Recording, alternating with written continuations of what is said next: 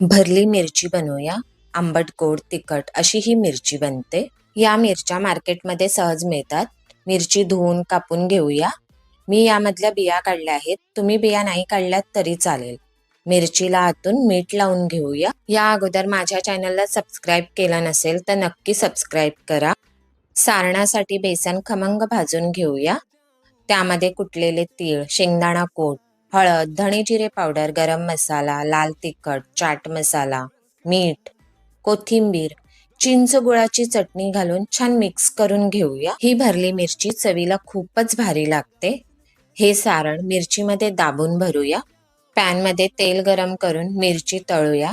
थोडं थोडं पाणी शिंपडून वाफेवर मिरची शिजवून घेऊया. रेसिपी आवडली तर लाईक, शेअर, सबस्क्राईब नक्कीच करा. बेल आयकॉनवरही क्लिक करा. पुन्हा भेटूया अशाच खमंग रेसिपी सोबत. धन्यवाद.